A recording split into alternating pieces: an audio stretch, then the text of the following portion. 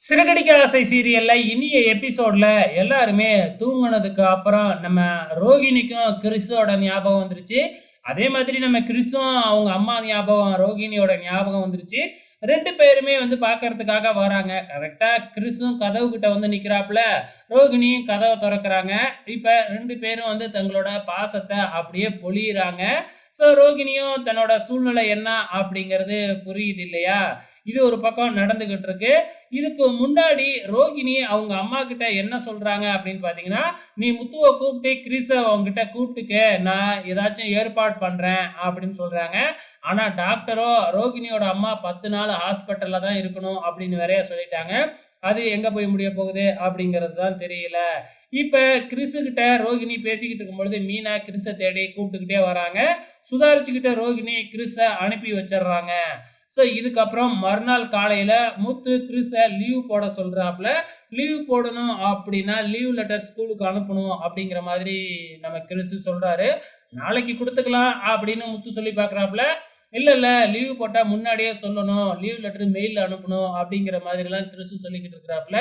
நம்ம மீனாவும் சரி, முத்துவும் சரி படிக்கல இல்லையா? இங்கிலீஷ்ல வேறயா அனுப்பணும் இல்லையா? அதனால தெரியாது எப்படி அனுப்புறது அப்படின்னு தெரியாம முழிச்சுக்கிட்டு இருக்கும்பொழுது, அங்க வர்ற மனோஜி வேணும்னே முத்துவ கிண்டல் பண்ணிக்கிட்டு இருக்கிறாப்ல. கூடவே இந்த விஜயாவும் சேர்ந்துக்கிட்டு கிண்டல் பண்றாங்க.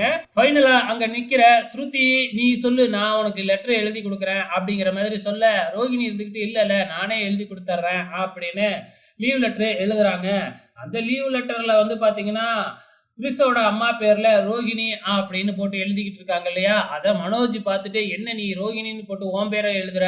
அப்படிங்கிற மாதிரி சொல்ல, "இல்ல, இல்ல அவங்க அம்மா எழுதுற மாதிரி எழுதணும் இல்லையா? அதனால ஞாபக மறதியில என் பேர போட்டுட்டேன்." அப்படிங்கிற மாதிரி வந்து சொல்லிக்கிட்டு இருக்கிறாங்க. இது ஒரு பக்கம் நடந்துகிட்டு இருக்கிறப்ப, இங்க டான்ஸ் கிளாஸ காமிக்கிறாங்க. டான்ஸ் கிளாஸ்ல டான்ஸ் ஆடிக்கிட்டு இருக்கும்போதே, அந்த லவ் ஜோடி ரதி வந்து மயங்கி கீழ விழுந்தர்றாங்க.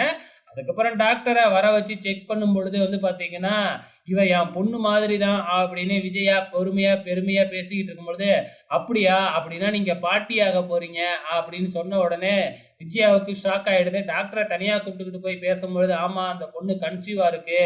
3 வாரம் ஆகுது" அப்படிங்கிற மாதிரி சொன்ன உடனே, விஜயா ஒரு பக்கம் மயக்கம் போட்டே விழுந்தர்றாங்க. இதெல்லாம் பார்த்துக்கிட்டு இருக்கிற நம்ம பாத் பார்வதி ஆண்டி இருந்துகிட்டு எல்லாரையும் போக சொல்லிட்டு, அதுக்கப்புறம் விஜயாவ தண்ணி தெளிச்சு எழுப்பி விடுறாங்க.